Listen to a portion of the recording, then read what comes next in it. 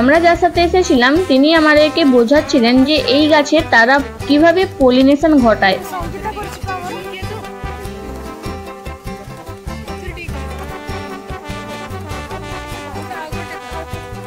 আর তিনি hand pollination কেমনভাবে করেন সেটাও আমাদেরকে প্র্যাকটিক্যাল করে দেখাচ্ছিলেন।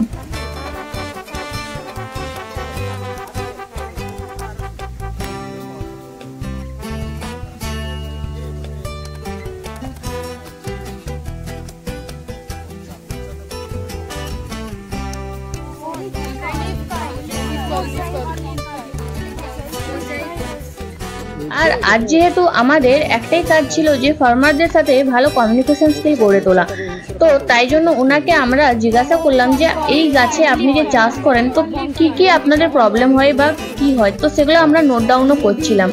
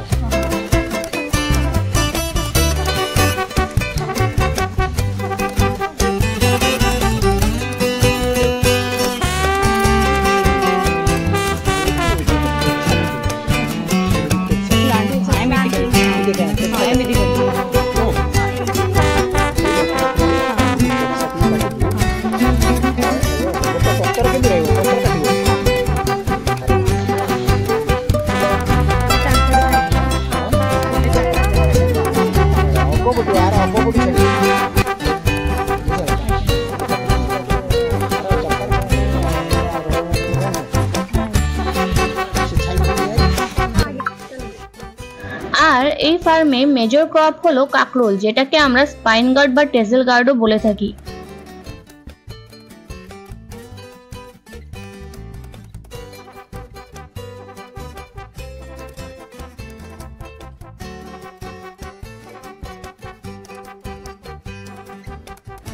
ফার্মের একটা পার্টে পুদিনা গাছও লাগানো রয়েছে।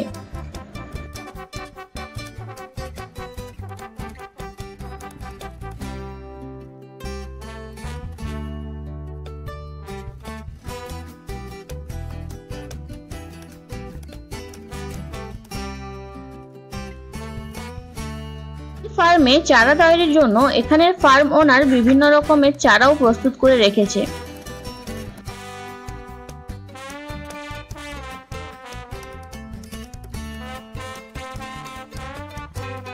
আর আমাদের গ্রুপ এখানে জটলা করে বিভিন্ন রকমের বিভিন্ন কাজকর্মে ব্যস্ত। তারপরে আমরা এই ফার্ম ওনারের সাথে কিছু বার্তালাপ করলাম।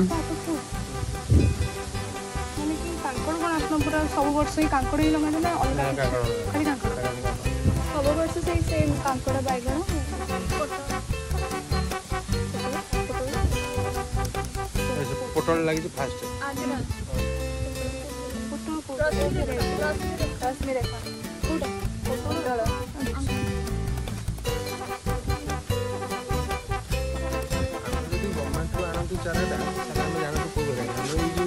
চারা করছেন তারপর কলেকশন করছেন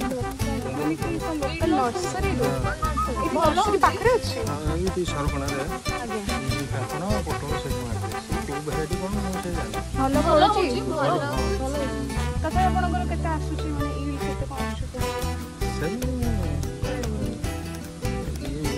ଏଟା ସବୁ ସମ୍ପୂର୍ଣ୍ଣ ପୁରା କଭରେଜ କରିଥିଲା ମଝିରେ ଟଣା ହେଇଥିଲା ସୂତା ମେଡିସିନ ପକେଇଲା ଯେ ସୂତାଟା କାଟିଲା ମଝିରେ ପଟାଇଲା ଆଉ ଖାତା ଦେଖା ଖୁସି ହେଇଲା ଯେତିକି ପୁରା କଭରେଜ କରିଥିଲା। पोक पोक लगी हाँ पोक लगे पकड़ा पड़ो ना 7-8 दिन से मेडिसिन पकड़ा पड़ो ना जहाँ जहाँ देखिए पकड़ा पड़ो आज्ञा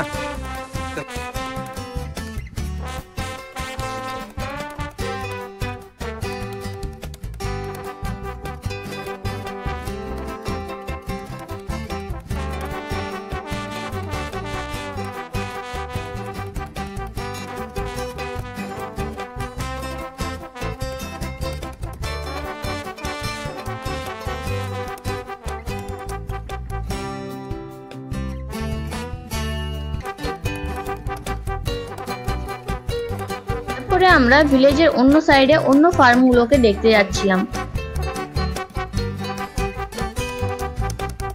রাস্তায় যেতে যেতে দেখলাম একটা বুল্ক কোয়ান্টিটিতে বেগুন চাষও হচ্ছে।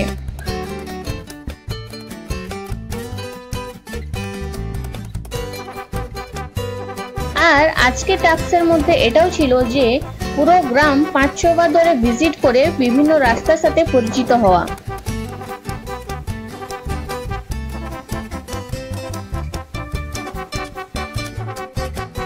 চার নম্বর বার গ্রাম পুরোটা ঘুরে মেন রাস্তায় উঠে দেখলাম একটা তাল গাছে অনেক বাবুই পাখির বাসা হয়েছে।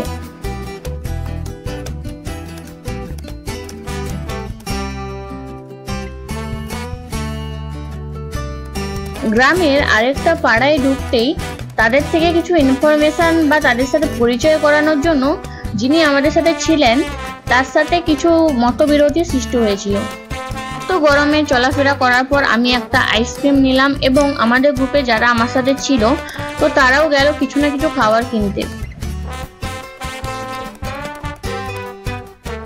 তারপরে ম্যাম আমাদেরকে নিয়ে গ্রুপ মিটিং এর জন্য একটা মন্দিরের দিকে নিয়ে যাচ্ছিলেন।